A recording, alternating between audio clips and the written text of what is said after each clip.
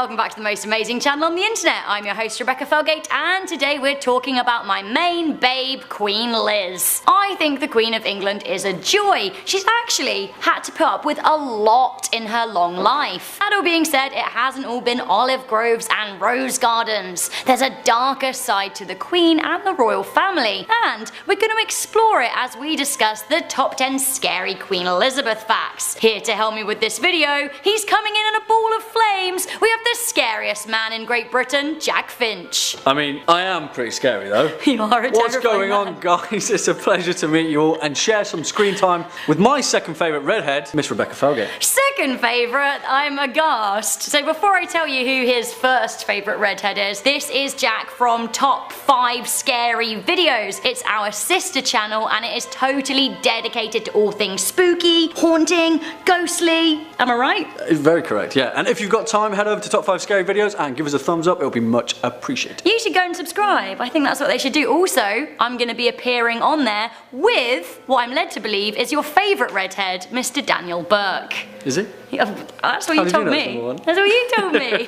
Yeah, actually Jack and Danny go way back, longer than Danny and I, so we've got a friend, a spooky friend. Alright, so I'm gonna let Jack start this list off, because I think, you know what? Do it, lads. Bye. At number 10, we have the Lizard Conspiracy, Queen Elizabeth. This is one of the more tinfoil hat conspiracies I've heard in quite a long time, but yes, some people believe that Queen Elizabeth is indeed a lizard. Not only that, but apparently she isn't alone. She is one of many lizards, along with George W. Bush, Hillary Clinton, Bob Hope, Taylor Swift, and Beyonce. The whole thing came about from harebrained British conspiracist David Icke. Icke has decided that tall, blood-drinking, shape-shifting reptilian humanoids from the Alpha Draconis star system spawned on Earth, and their remaining relatives make up the influential ruling families, including the British monarchy. It seems he has garnered a fair following and often preaches to crowds of up to 6,000 people. According to a 2013 poll, 4% of Americans believe it too, so we're not alone in our craziness. Icke continues his theory by saying the snake in the Garden of Eden was not a snake, but one of these very reptilians. Lizards! Queen Elizabeth. I like what you did there. You wrote that, I did. I really did. Laughing at my own jokes. Do you think the Queen's a lizard? No. No? No, of course not. Of course not. Not Queen She's Liz. a beautiful, beautiful woman. She's a beautiful woman.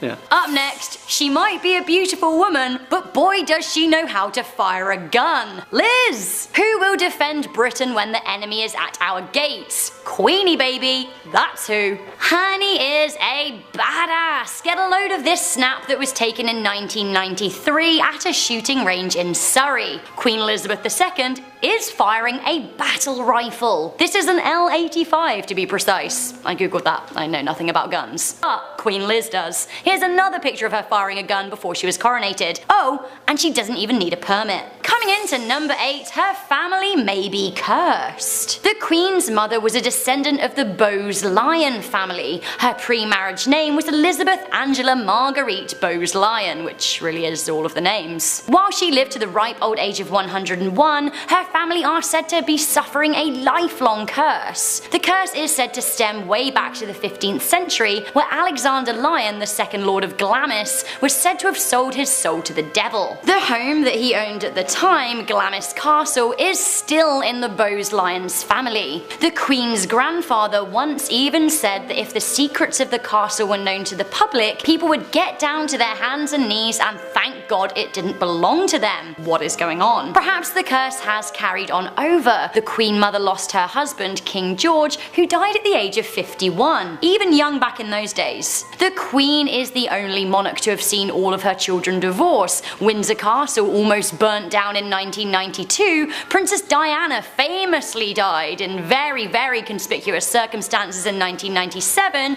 and the Queen lost her sister in 2002. Is it because of the curse? Coming in at number 7, we have her ancestors were cannibals. It seems some 300 years ago, the British royal family ate human fat, skin, brains, blood and bone. Charles II used to make medicines out of corpses. Queen Mary was said to medicinally eat people, and there is some suggestion Queen Elizabeth I may have too. Creepily, when Charles I was executed, people collected and drank his blood.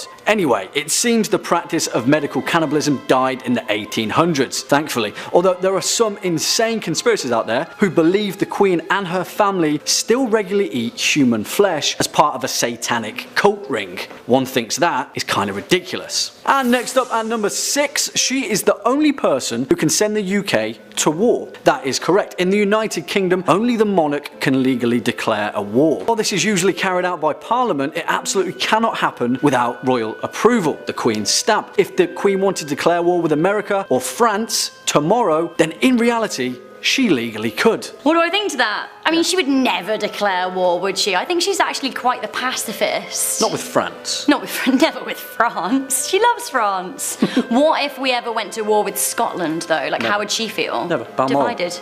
Balmoral. That's how she'd feel. There we go. Balmoral. Don't do that. Speaking of Balmoral, coming in at number 5, a lot of her favourite homes are haunted. Now, the Queen loves Windsor Castle. It's a homelier castle than Buckingham Palace, which the royals reportedly hate. Nonetheless, Windsor Castle actually is supposed to be very, very, very haunted. It's been in the British royal family for generations. It was built by William the Conqueror in 1070, and it is reported to be haunted by none other than some of the former monarchs of England.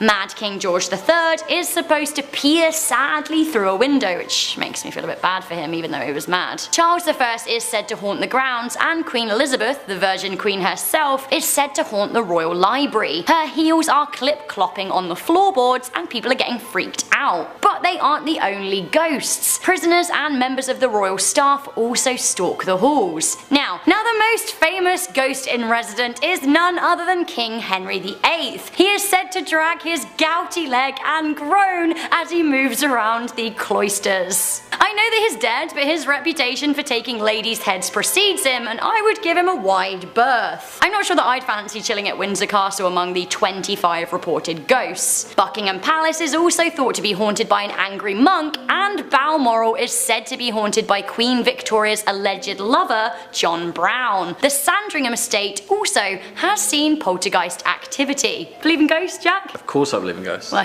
top 5 scary I'm videos. the host of Top 5 Scary Videos. Yeah, any thoughts on King Henry VIII's gout? He had gout. Yeah. Famously. Famously. Not just a disease don't. for kings. Definitely not. I'm not a king. No, but you are the king of top 5. So good. Another seamless transition. And coming in at our 4th point of Queen Elizabeth, she has been linked to the Nazis. The Queen's uncle was the infamous King Edward VIII, who famously abdicated, placing the Queen directly in line to the throne. Well, turns out he was a Nazi sympathiser who met with and praised Hitler. According to some very credible rumours, he was in cahoots with the Reich and planned to help them overthrow King George VI in return for a restoration of his power. The Queen was young when the Nazis were in power, and her uncle taught her the Nazi salute, which unfortunately she was actually pictured performing. Her husband was raised in Germany in a pro-Nazi environment, and his sister and her husband joined the Nazi party. Also, believe it or not, a lot of Prince Philip's German relatives were actually not invited to the wedding as a result of the political climate in post-war Europe. Yikes. Would you like to get invited to a royal wedding? I would love to. I watched some of the royal wedding, the Meghan and Harry one with Danny,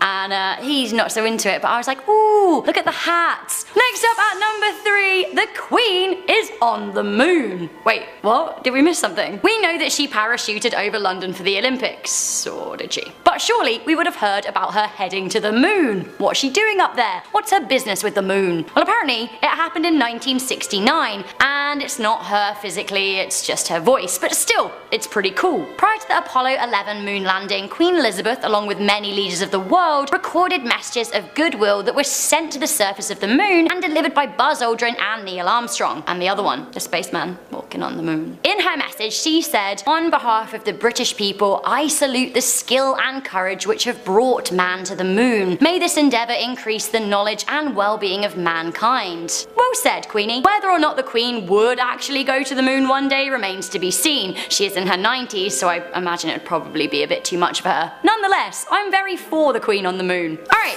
coming in at number 2, she can't be prosecuted. Queen Elizabeth cannot be prosecuted because she is a above the law. The monarch of the United Kingdom has always been above the law, which is perhaps why, historically speaking, some of the old kings and queens of old Blighty have literally gone berserk. Even if you fancy trying to jail the Queen, you literally can't. In Great Britain and internationally, it's against the law to imprison the Queen. That being said, it is possible to overthrow and dethrone a monarch. Once that's happened, or should she abdicate, then she would be subject to prosecution or punishment. Basically, this would be for any crimes that she'd ever committed, even while she was in power. I saved the #1 spot for you. Are you excited? You have to. You have to. You have to. Spookiest one. I'm gonna stick around for this one. I think you should. I think I will. Remain. Well, at point #1, we have the abducted children. Scary. Yes, In 1964, Queen Elizabeth and her husband, Prince Philip, were on a tour of the Commonwealth in Canada when they visited Kamloops Residential School in British Columbia. The residential schools are already a bone of extreme tension in Canada. They were part of a wider government scheme to quote-unquote civilise Aboriginal children. Shortly after the Queen and Prince Philip visited the school, 50 children went missing. Some conspiracy theorists say that this was directly down to the Crown. William Cobes, a native North American child who went to Kamloops, said that the Queen made his fellow classmates kiss her shoes. Really? I don't know. And then her and her husband abducted them. Again. Ugh. Some websites even claim that she was found to have been involved by an independent investigation team looking into the case. Beyond the missing children, thousands of kids were reportedly emotionally, physically and sexually abused by the churches that ran the schools there, and in 2007 the government settled a $1.9 billion lawsuit on the matter. Seriously, that is really sad, and obviously we don't want to make light of the fact that 50 children went missing, which is like horrifying, but do I think that it has anything to do with the Queen and Prince Philip? I'm gonna say no. Yeah. I think that they were just there visiting the Commonwealth, and that's just a sad thing that happened at the same time. I also don't think she's a cannibal. Yeah, that one's probably out there. Also a bit, or a lizard. She's probably not a lizard. I don't know, David Icke. He's Oh my god, I'd love to have David Icke on this channel. Can you got a lot of imagine fans. what he had to say? There we go, well that was fun. Did you guys enjoy Jack? Are you going to be heading on over to top 5 scary videos? I hope so. Why should they? It's incredibly scary. And we do like being scared. What's your favourite demon? You did tell me about a good one the other day. Leonard. Leonard the Demon. Okay, well if you want to learn about Leonard the Demon, then you have to head on over to top 5 scary videos. Also, there is a link to that in the description box, as well as a link to Jack's Instagram and my Instagram. So go follow the lad, he needs some extra fans. If you like this video, make sure you give it a good thumbs up, share with a friend, and stay subscribed to Most Amazing Top 10. High five. You too.